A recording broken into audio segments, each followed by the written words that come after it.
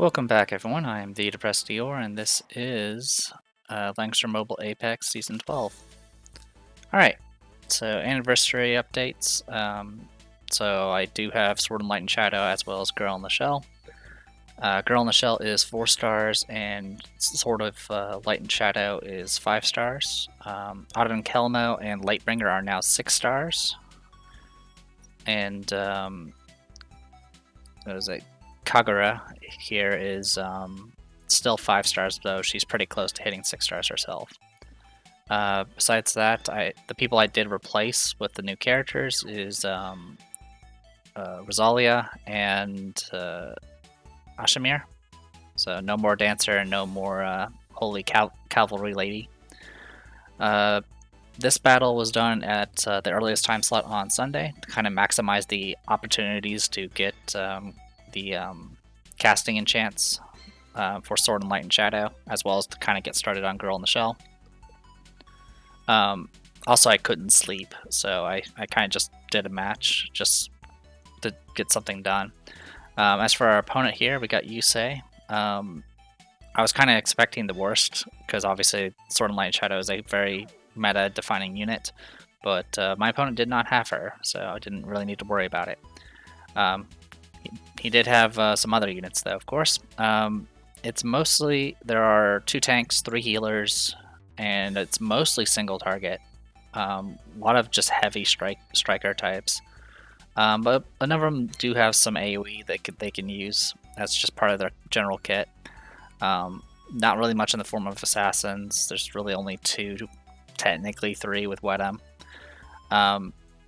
And that's kind of the gist of it. So since I didn't have to worry about Sword and Light and Shadow, I went ahead and got rid of Jintoki. My opponent opened with getting rid of Frozen Seal, and I went ahead and grabbed Lightbringer. So bans Lucretia and Sherry, which are kind of the common second picks. They grabbed their tank, which will be a Christiane. And I banned Rodham and got rid of Lucretia. To be honest, Lucretia is not as bad anymore. If I have Sword and Light and Shadow, I can actually kill her without having to deal with the self-resing nonsense. I went ahead and grabbed Sword and Light and Shadow. I felt like, one, I wanted to try her out and see how she did.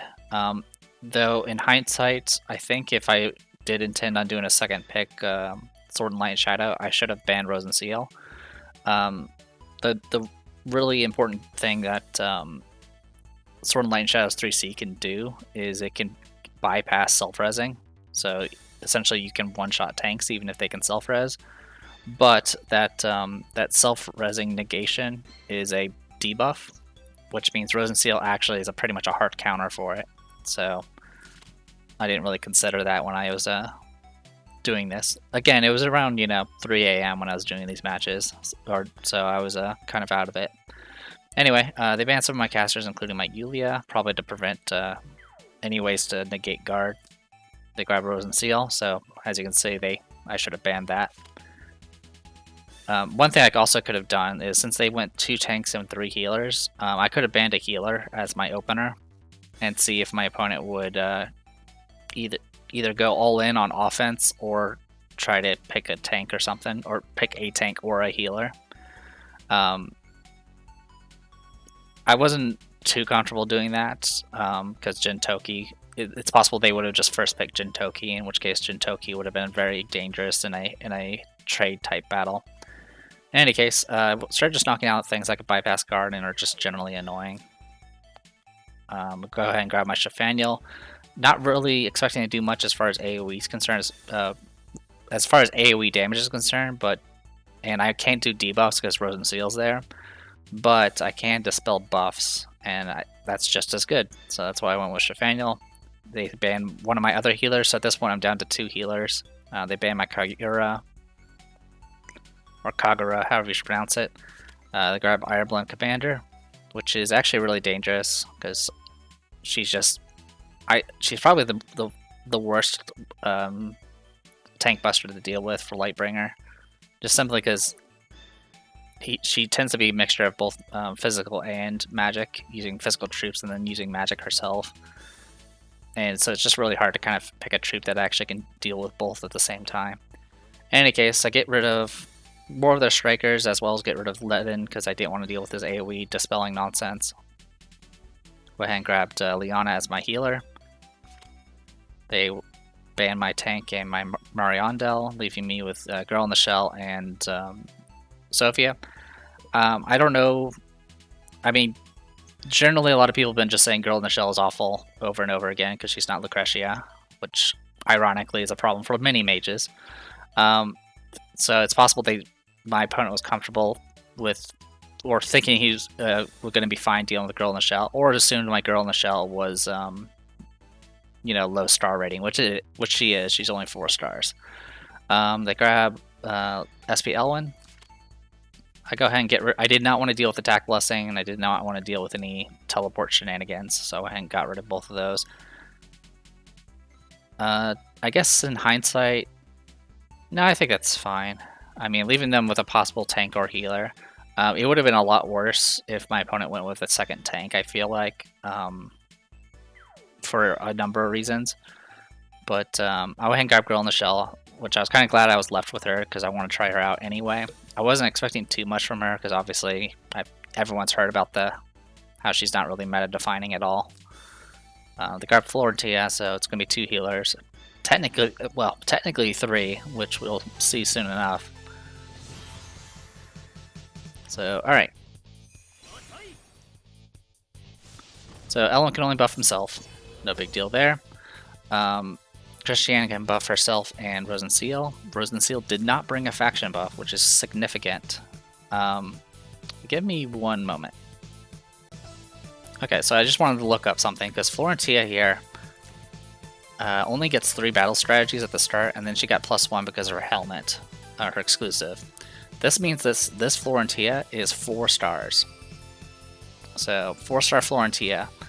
The Rosenseal did not bring a faction buff, which means the only way Florentia is going to get any sort of battle strategies is either if she brought her passive, which she didn't, which means the only way she can get any battle strategies is just a hit attack with her 3C over and over again, which can get her anywhere from 1 to 2, depending on how many targets got hit. Ironblood Commander did not bring any attack buffs either, so both Florentia and Ironblood Commander have no way of getting actual defensive buffs, besides Tenyos. And it looks like Florentia is going to be the one that's going to be applying mass attack throughout this. Besides that, not much else that stands out. Christiane did go with Angels, which I've kind of expected. Everything here seems to be standard. Yeah, this one's 6 stars. This L1 has Crush. Not really much to say about that. And yeah, that's kind of it. Rosenseal's full heals with Fighting Monks. Alright, so Shafaniel's standard kit with Shrine Maidens, AoEs. Liana standard kit, act again with 3C with Shrine Maidens. Girl in the Shell, I did kind of predict my opponent could take Angels, so I did bring Firebrand Snipers.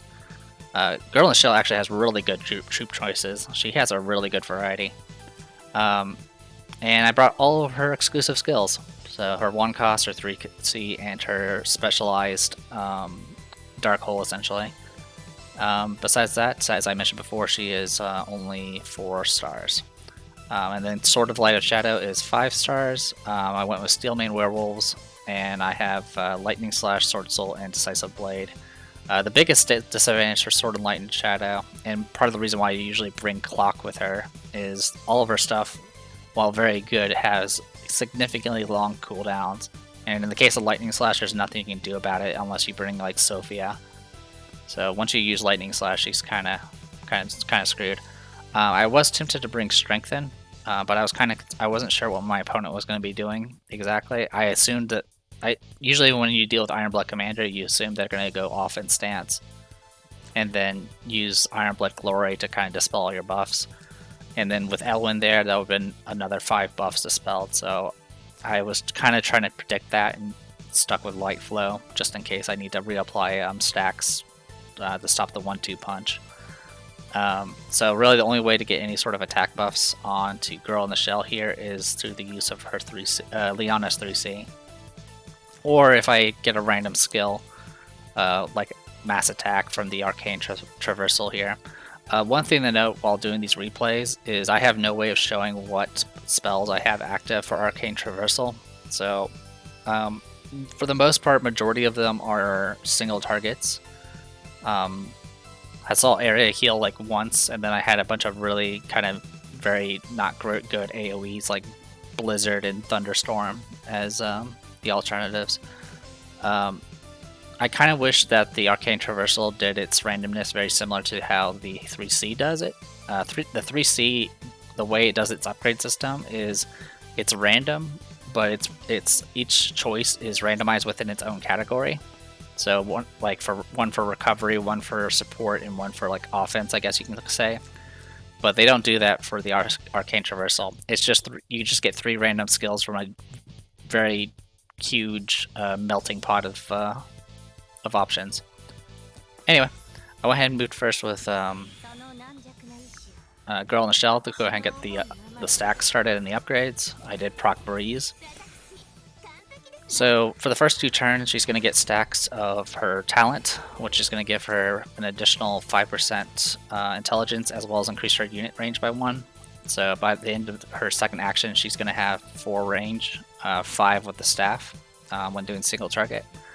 Now I am able to show what upgrades I picked by just scrolling down here. So the first one I picked was the healing one, and the healing one that was available to me is essentially a half strength Liana talent, where everything within 2 blocks will get healed for 1.5 times in intelligence and dispels 1 debuff. Essentially, I was kind of building her as a pseudo support. But yeah, it's essentially it is literally a half strength Liana talent, as you can see here. So instead of 3 and 2, it does 3 times and 2 debuffs. It does 1 debuff and 1.5 times int. Anyway, so the big thing I'm doing here is I did count some initial steps just in case my opponent did decide to rush in. To be honest, I kind of wanted them to rush in just because it makes my life easier. He only has 2 DPS. So again, I was hoping to kind of just... If I can kill at least one of them, I felt like I would have some sort of control over the match. But if I wasn't able to do that, I did want to push forward aggressively. As you probably noted, my opponent stayed a bit back here, and I'm pushing towards the middle like immediately. I believe I got a Tenyo proc onto Sword of Light and Shadow there. Not really any way for me to take advantage of it, unfortunately. I wasn't confident that I was going to be able to one-shot Christiane, and there's no way for me to one-shot her once she gets stacks anyway. Now, one thing to note here is Ironblood Commander did opt for the defensive formation. Now, one thing I did not know... Yeah, I actually did not know this. So she applied the line formation to these 3 units, but she also got the buff. I did not know it actually applied to herself. So yeah, I wish I knew that sooner, because I would actually use it more often. But yeah, so all of them have now increased defenses and self-healing and all this nonsense. It's actually going to be kind of a problem, as I'll show in the future. So yeah, I did move. Like I mentioned before, I'm moving really aggressively with my tank. I even left Sword and Light and Shadow open to attack by Elwyn. More than likely, Elwyn would have gotten kill, but the self-res would have procced, and then I would have been just stuck without the soul power. But my opponent didn't do anything like that, so I was like, alright, well, I'll just keep pushing forward then. Yep, so I procced my exclusive helm there. They only have one or two stacks of crystal barrier, so I went ahead and just threw out an AoE just to kind of apply some debuffs. It doesn't really matter too much. They have plenty of ways of dispelling it. I think in hindsight I should have brought another single target skill instead of Link Smash. I could have brought Reaper, for example, and that would have been more useful. Alright, so I went with the damage upgrade. To be honest, I don't think the damage upgrade was a good pick. So yeah, the damage upgrade, what it does is essentially turns her skill into Lucrezia's 3C. So it applies a debuff to all stats by 30% except for HP and can't be dispelled. But again, with all the crystal stacks, I mean, there's no way for me to really do much about it. And now that Mass Crystal Healing was applied, now they have plenty of stacks.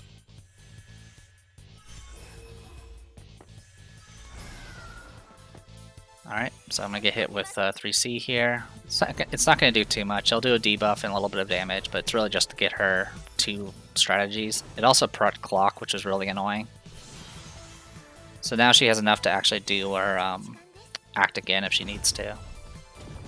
So again, I'm just doing AoEs to do a little bit of damage, but also to start dispelling. I do have the accessory that dispels at 50% chance, so with the 3C I could dispel anywhere from 2 to 3 buffs from my opponent, which can be helpful. Unfortunately, my luck with dispelling is always horrible when it comes to tanks, and I was not able to get rid of the guard buff. If I can get rid of the guard buff, it would have really hampered, really restricted their formation. So again, I left Sword of Light and Shadow open, but my opponent did not take the bait. So I went ahead and just moved up, and I have the center. The center tiles here are the 6 that I'm pretty much in right now. So with that, I just have to endure the hits here. Unfortunately, the hits I have to endure is from both L1 and Ironblood Commander, which Ironblood Commander is going to be an issue because it's the infantry, the sword infantry troops. So at this point, I did have access to Fireball as my random skill, so I went ahead and used that. What made Fireball be so damaging here is Fireball is actually kind of a slow skill, which means my Firebrand snipers were able to kill the majority of the angels before the Fireball came down, which actually managed to do quite a bit of damage. And then I went with a Voyage upgrade. So what this does is it makes it so after battle, I restore 1.5 times intelligence to all allies. So like I said, I went really supporty with Girl in the Shell here, just to kind of take some strain off of Liana. Alright, Scarlet Awakening. And then we're going to get hit with this. So the big thing here is the debuff that the 3C applies. It makes it so your troops get 80% reduced healing, and that's significant because I need those phalanxes to soak hits from Elwyn. But being unable to actually heal the troops is a big issue, and it's a debuff that can't be dispelled, so can't do much about it. The other thing, I believe...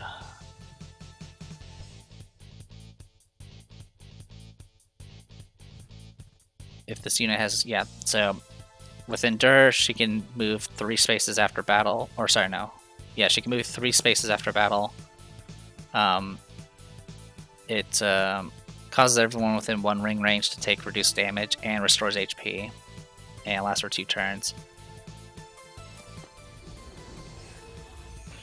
And then Endurance Formation, as you can see, she's just, with the Healing Hammer, defensive, the endurance, the enduring formation, and her 3C, she can do quite a bit of healing. Also, with enduring formation, Commander's Ferocity also does a bunch of healing afterwards. So, like I said, my opponent has essentially 3 healers, with one of them being essentially a DPS. So, as you see, I am trying to heal.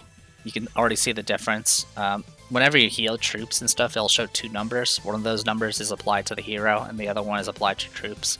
So it's doing like, 6,000 or so to Lightbringer, but only around 2,000 to the Phalanx. And as you can see, it just didn't heal very much at all. And next we're going to get some love from L1 here.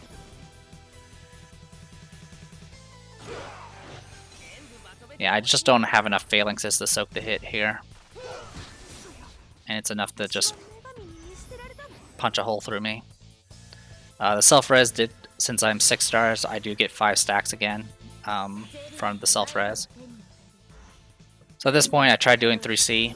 Again, I didn't really take into account the fact that the revive negation is actually a debuff, and so it just doesn't get applied.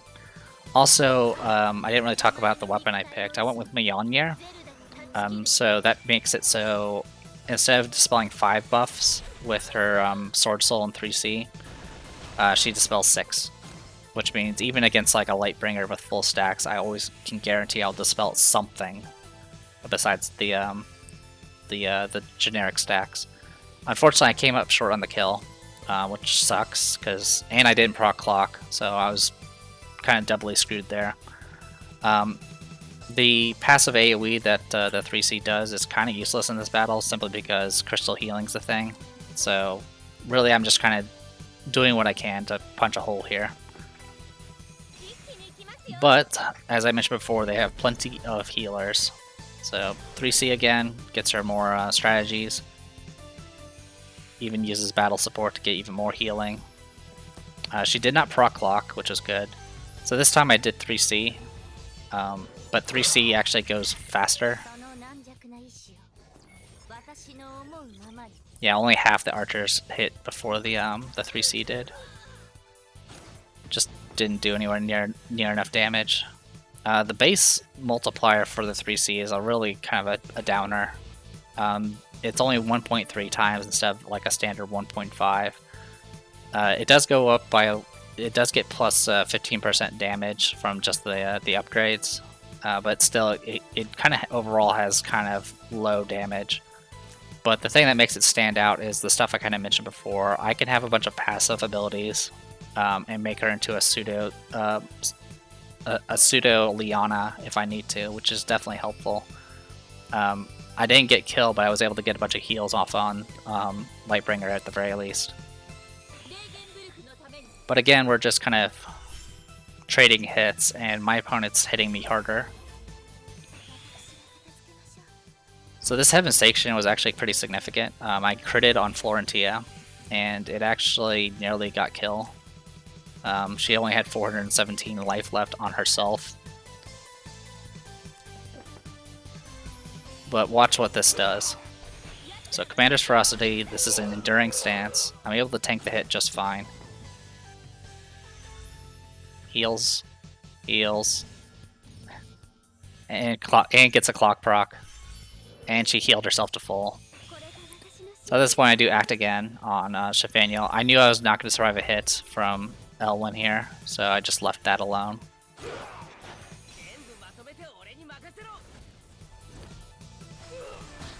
So yeah, I lose my tank at this point.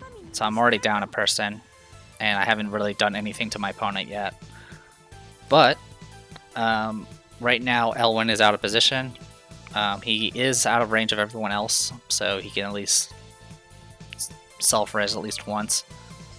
And I went ahead and I was like, alright, well, let's just do 3C. Do a bunch of damage there.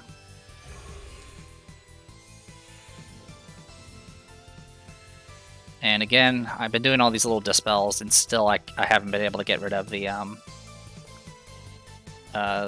guard buff, and soon it's not going to matter because she's going to be able to do her 3C next turn.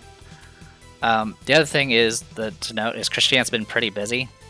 She hasn't been able to take the time to actually get rid of her effulgence buffs or her effulgence stacks. But as you can see, she doesn't really need it. She's just kind of surviving everything. Again, I came up short on killing Florentia, which is fine, I guess. And Elwyn lost all of his buffs. So the Christiane could have moved here and provided guard for Elwyn. The trade-off is, of course, it would have meant I would have been able to kill Florentia. And I definitely could reach Florentia with Girl in the Shell's range. As you can see, she has plenty of range.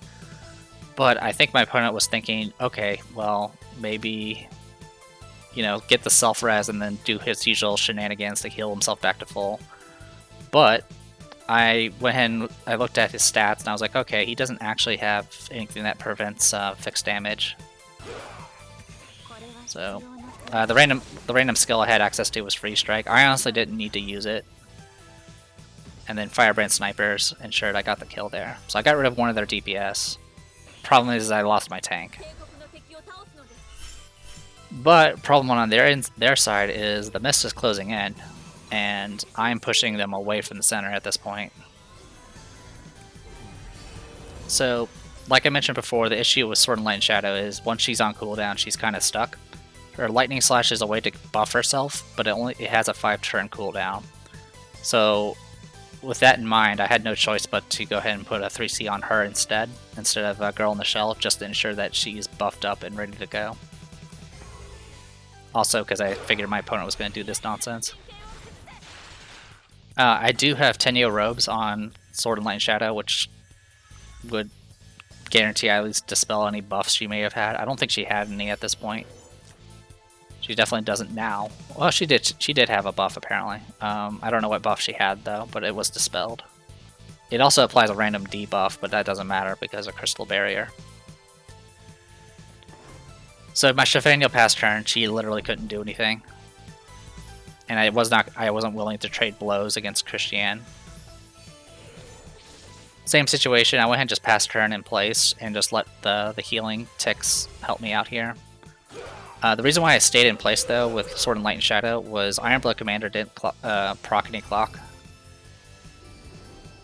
Which ensured that, so Ironblood Commander without any of our skills active means the only way she can attack is in melee, so there was no way for her to actually attack Sword and Light and Shadow. And losing Girl in the Shell could suck, but it's not a huge loss at this point.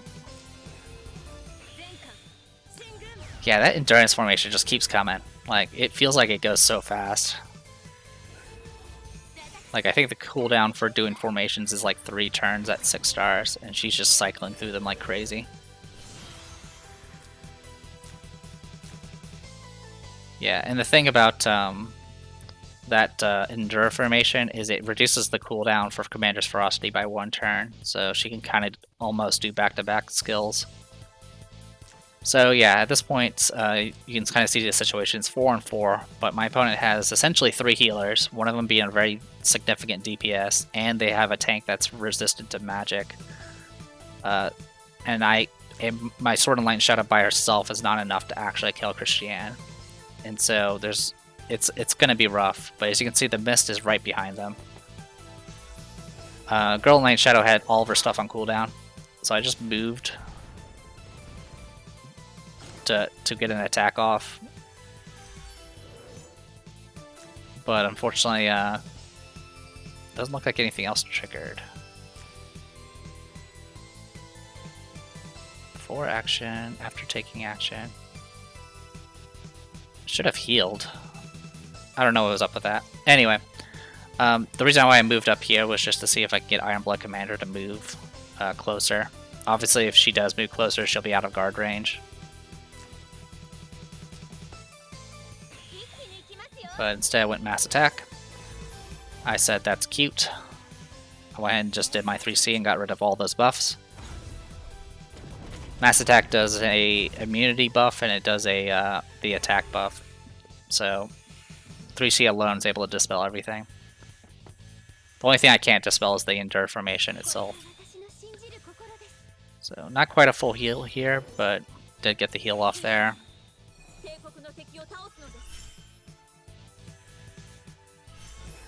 Alright, so at this point I did do Sword Soul.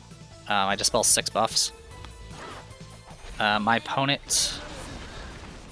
Yeah, so it wasn't enough for kill. And again, the AoE doesn't really matter too much. But yeah, if we go back real quick...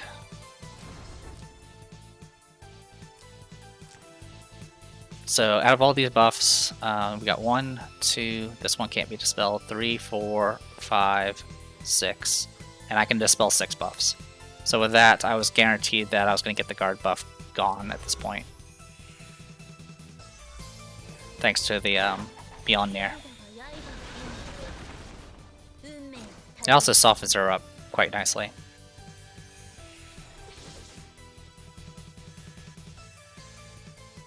So yeah, definitely trying to take advantage of my own passive healing to kind of endure everything here.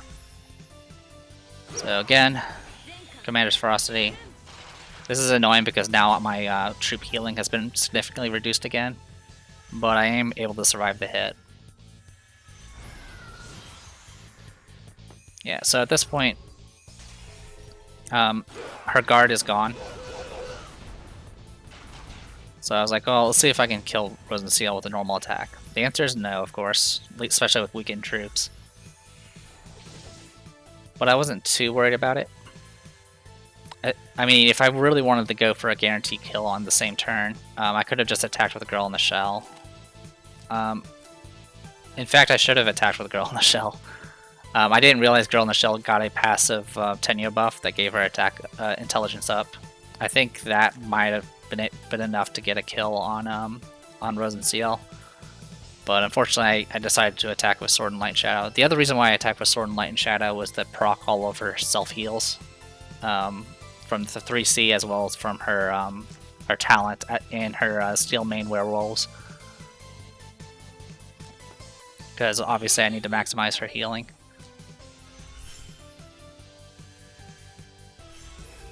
Oh, I didn't. I mentioned her getting the debuff that reduces healing. She actually didn't get that because she had the 3C active, which made her immune to all debuffs. So that actually saved her.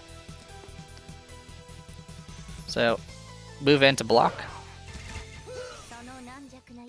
I do my 3C. To be honest, I think a regular attack would have been enough. This Florentia is pretty weak.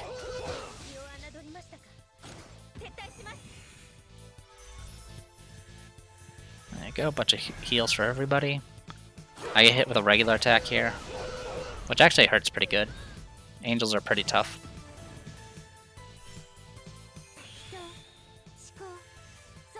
I'll get some healing done. I get hit with 3C, which I guess I think she got a clock proc, which was annoying. But I am at full HP with Shrine Maidens, so I'm able to survive the hit. But I'm not going to survive a second one, because there's just going to be no way for me to get back to 100% life with that debuff active.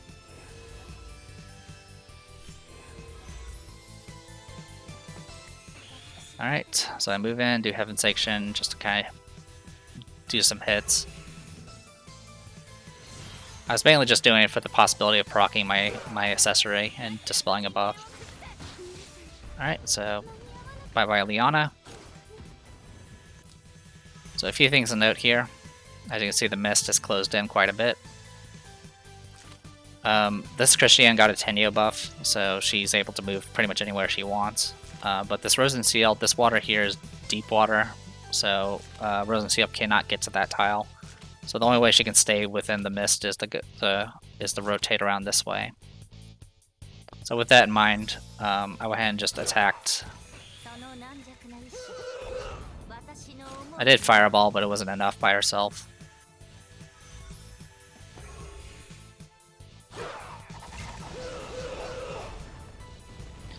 Yeah, I think in hindsight I should have, instead of attacking, I should have just went ahead and moved first and blocked Rosenseal. That would at least force them to take actions. Because then I do this. Rosenseal's dead, but the Rosenseal's going to get an action off, is the thing. If I had done it in the other order, I could have potentially attacked with Girl in the Shell to try to kill Rosenseal before she does anything.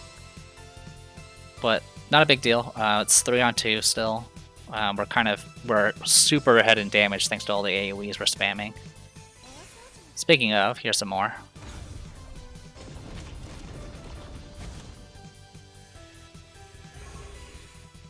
Alright, got rid of the 3C buff that she had active. So the Iron Blood Commander was essentially dead.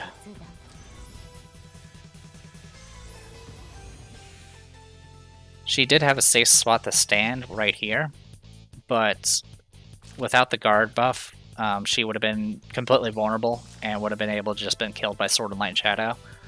And not only would that be a problem, well, so a few things. One, Iron Blood Commander was not going to be able to kill Shafaniel with the Shrine Maidens.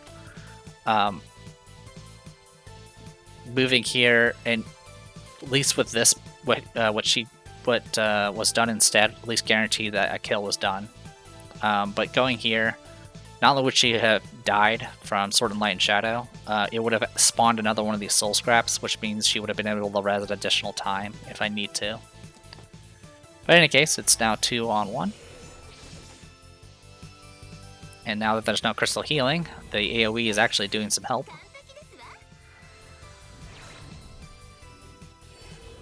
Couldn't do anything with Shafaniel because my AoEs were on cooldown. So I take a hit here.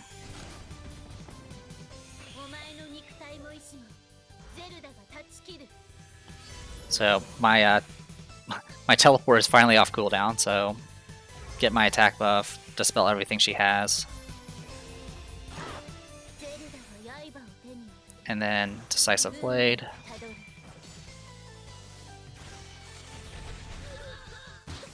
No more Endure Formation or any of that nonsense, so I'm just able to get a kill here. Again, I couldn't bypass the self-res because of the crystal barriers, though. So yeah, since she never actually took the time to use her Floral Realm. She actually never got rid of her Effulgent stacks, so she never got any of her special buffs. So instead, she had to just rely on the exclusive to give her one, which did heal her a bunch, which is a bit annoying. And I believe now she has First Strike all the time. That's fine, we're just going to keep whittling you down.